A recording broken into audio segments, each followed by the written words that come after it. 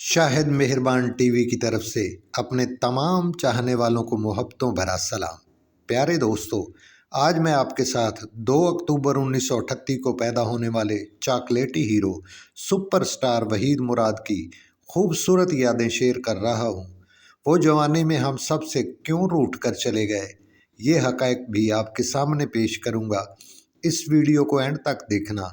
जिन गलतियों की निशानदेही की गई है इनको आप मत दोहराइएगा। चलिए वहीद मुराद की खूबसूरत यादों की तरफ। मेरा जान बहार आएगा, प्यार महकेगा, उमंगों पे निखार आएगा। शो बिजनेस में वो अपने वालिद प्रोड्यूसर निसार मुराद की वजह से आए और बहुत जल्द उन्होंने वो मकाम बना लिया जो बड़े कम हीरो को नसीब होता है। इस चॉकलेटी हीरो की दुनिया इतनी दीवानी थी, जहां गाड़ी खड़ी करते लड़कियां चूम चूम कर लिपस्टिक से गाड़ी भर दिया करती थीं। इन्हें लेडी किलर भी कहा जाता था। गाना पिक्चराइज करवाने में उनका कोई सानी नहीं था। बचपन में खेले थे घर आंगन में, के जमा शर्माने लगे, क्यों आंचल में मुखड़ा छुपाने लगे। वो वाहिद एक्टर थे जिन्होंने अंग्रेजी में मास्टर किया। शुरू में एज ए प्रोड्यूसर फिल्में बनाई। जब से देखा है तुम्हें, इंसान बदलता है, फिर अरमान शुरू की, उसमें दर्पण साहब हीरो थे। लेकिन वक़्त की कमी की वजह से ज़ेबा ने इन्हें मशवरा दिया कि आप ख़ुद क्यों नहीं हीरो आ जाते। फिर इन्होंने इकबाल यूसुफ की फ़िल्म औलाद और दामन साइन की। उसके बाद अपनी फ़िल्म अरमान में ज़ेबा के साथ हीरो आए और फिल्म ने कामयाबियों के नए रिकॉर्ड कायम किए और वहीद मुराद पर फिल्मों की लाइन लग गई। इनकी फ़िल्म को कम अज़ कम सिल्वर जुबली की ज़मानत समझा जाने लगा। उन्होंने 130 के करीब फिल्मों में काम किया। उनकी मशहूर फिल्में हीरा पत्थर, अरमान, एहसान, दोराहा, अंदलीब, अंजमन, जब जब फूल खिले, बहारों फूल बरसाओ, लैला मजनू, फूल मेरे गुलशन का। उसके बाद उन्होंने एक पंजाबी फिल्म 1971 में मस्ताना माही शुरू की। मस्ताना माही का म्यूज़िक इतना अच्छा था, जब वो सर्कट में रिलीज़ हुई तो उसने हर तरफ कामयाबियों के नए रिकॉर्ड कायम किए। लोग बार बार उसके गाने देखने के लिए स्क्रीन पर जाते थे। बोलने लग पई है तस्वीर, चमकन लग पई है तकदीर, मेरी न सोचा ना लो सोनी, मेरे ख्वाबा की ताबीर। जा जा जा तेनू तेनू सोचा वर्गी कोई नहीं नबनी सोनी में, मैं तो नी तेरे नाल ते तेरी मेरी शादी नहीं होनी, लखवाले में ने मेरा माही मेरे भाग्य जगावन आ गया, इज लगता तेरा मैं होनी बनाना होए न फुल कलियां गई मैं दिल विच अलड़ दी खुशबू नहीं, मैं लबदा नहीं। फिर हैदर चौधरी साहब ने इन्हें अपनी फिल्म जोगी में हीरो कास्ट किया। इस फिल्म ने भी सर्कट में बेमिसाल कामयाबी समेटी और आसिया और वहीद मुराद की जोड़ी को बहुत पसंद किया गया।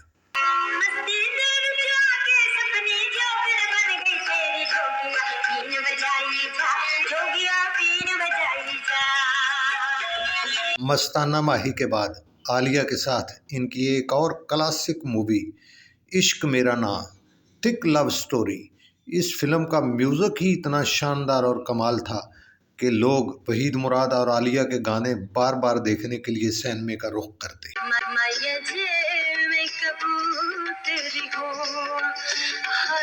तेरे पीछे पीछे जेड़ी छावियां के बने उस रुख ते हाल लेना पावा, एक प्यारे जे सोनी सूरत, प्यार मुहब्बत जिस दाना, मैं उस सूरत लबना, तेरे पैरा विच मेरी तकदीर सोनिया, मेरे दिल विच तेरी आइए अब उन बातों पर रोशनी डालते हैं जो उनके ज़वाल का सबब बनी। अपने अरूज में वो बड़े बड़े हीरो को नज़रअंदाज करते रहे। उन्होंने किसी के साथ मुरव्वत या लिहाज नहीं किया था। अपनी फिल्मों में 1 रुपए की भी रियायत नहीं करते थे। डेट के मामले में वो इंतहाई सख्त मिजाज थे और कारोबारी जहनीत का मुजाहरा करते थे। वो कहा करते थे कि फ़िल्मों में लिहाज और मुरव्वत का कोई काम नहीं। वो अपने बेहतरीन दोस्तों के साथ भी मुरव्वत और लिहाज नहीं बरतते थे। अपने से छोटे अदाकारों को मुंह नहीं लगाते थे। बहुत ज़्यादा पढ़े लिखे होने की वजह से अनपढ़ अदाकारों से नफ़रत करते थे और अक्सर को सलाम का जवाब नहीं देते थे। वो सुल्तान राही से भी सलाम लेना पसंद नहीं करते थे। वो सुल्तान राही को फ़िल्मों की बर्बादी का जिम्मेदार समझते थे।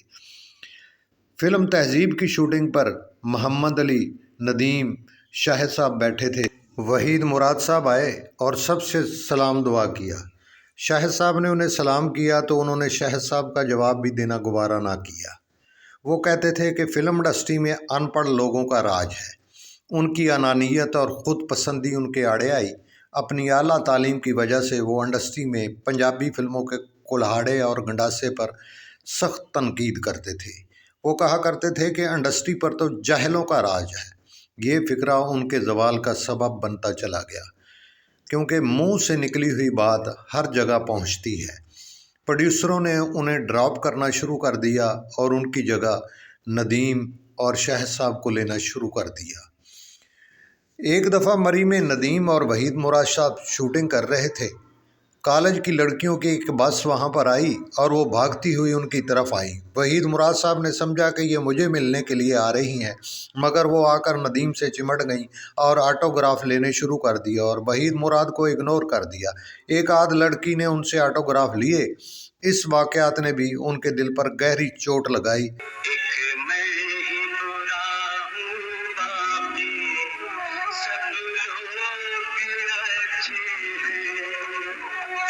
आर्टिस्ट बड़े हिसास दिल का मालिक होता है। अरूज के बाद ज़वाल को बर्दाश्त करना बड़ा मुश्किल होता है। नज़रअंदाज किए जाने का दुख उन्हें मौत के रास्ते की तरफ लेकर चल पड़ा। अपने अरूज के ज़माने में इंडस्ट्री में उन्होंने जो कुछ बोया था, अब उन्हें वो काटना पड़ रहा था। वो फुआरे पर अकेले ही खड़े होते और कोई उनको सलाम न करता। एक दफ़ा शाहिद साहब आए तो वो फुआरे पर अकेले ही खड़े थे। शाहिद साहब आकर मिले तो उन्होंने उनके गले लगकर रोना शुरू कर दिया। शाहिद साहब ने वजह पूछी तो उन्होंने बताया कि भैया अब मेरा क्या बनेगा, मुझे कोई कास्ट नहीं कर रहा। तो शाहिद साहब चूँकि नवाबी तबीयत के मालिक थे, वो बहुत ही प्यार करने वाले, हर छोटे बड़े की इज़्ज़त करते थे। तो उन्होंने कहा कोई बात नहीं, ये कौन सा मसला है, आपके लिए फ़िल्म शुरू कर देते हैं। तो उन्होंने मुकद्दर फ़िल्म शुरू करवा दी और उन्हें सरमाया प्रोवाइड कर दिया और उन्हें कहा कि आप फ़िल्म के डायरेक्टर हैं, मैं सिर्फ एक्टर के तौर पर काम करूंगा। उनकी अपनी फ़िल्म हीरो भी उल्तवा का शिकार होती चली गई और मुकद्दर भी उनकी मौत की वजह से कंप्लीट ना हो सकी। ये सुल्तान राही के अरूज का दौर था। सुल्तान राही ने प्रोड्यूसरों से वहीद साहब की सिफारिश की कि वहीद साहब को पंजाबी फ़िल्मों में लो, वो हमारी इंडस्ट्री का सरमाया है। मगर वहीद साहब अंदर से इतने टूट चुके थे। नवंबर 1983 को उनकी कार का रावी रोड पर एक्सीडेंट हो गया और उनके होंठ और आंख पर गहरे ज़ख्म आए। चंद दिन वो अस्पताल रहे और 11 नवंबर 1983 को वो अपने बेटे आदल मुराद को लेकर कराची चले गए। उनकी बीवी पहले ही अमेरिका चली गई थी। कराची में उनके 2 फ्लैट थे, लेकिन वो अपनी मुंह बोली बहन बेगम मुमताज़ अयूब के घर ठहरे। 11 नवंबर को उन्होंने अपने बेटे आदल मुराद की सालगिरह के लिए तोहफे ख़रीदे और इतने ज़्यादा ख़रीदे कि दुकानदार भी हैरान हो गया। दुकानदार ने कहा इस बार बहुत ज़्यादा तोहफे ख़रीद रहे हैं। तो उन्होंने कहा कि हो सकता है कि अगले साल तक ज़िंदगी वफा ना करे, लिहाजा मैं इस साल अपने बेटे की सालगिरह बड़े धूमधाम से मनाना चाहता हूँ। 13 नवंबर को उन्होंने आदिल की सालगिरह मनाई। उस वक़्त आदिल की उम्र 6 साल थी और 24 नवंबर को उन्होंने प्लास्टिक सर्जरी की डेट ली हुई थी, लेकिन 23 नवंबर को ही वो अल्लाह को प्यारे हो गए और ये ख़बर इंडस्ट्री पर बिजली बनकर गिरी। किसी को यकीन ही नहीं आ रहा था कि वहीद मुराद हम में नहीं रहे। नज़रअंदाज किए जाने का दुख ही उनकी मौत का सबब बन गया। बेपनाह शोहरत की बेवफाई ने उन्हें मार डाला। अल्लाह ताला उनके दर्जात बुलंद करे, करवट करवट उनको जन्नत नसीब हो। आपसे भी दुआ करता हूँ कि उनके लिए दुआ करें। इस अजीम सुपरस्टार शोहरत याफ्ता अदाकार को अल्लाह ताला जन्नतों में जगह अता फरमाए। आमीन सुम्मा आमीन। इसलिए कहते हैं कि जब अरूज आए तो अपने आप को आजिज़ बना लो, किसी को अपने आप से कमतर मत समझो, सबसे मोहब्बत और प्यार से रहो। अल्लाह ताला आप सब का हामी और नासर हो। वीडियो पसंद आए तो चैनल को सब्सक्राइब कर दें और मोहब्बतों में याद रखें। आपकी मोहब्बतों का तलबगार, हदायतकार शाहिद मेहरबान। वीडियो वॉच करने का बहुत बहुत शुक्रिया।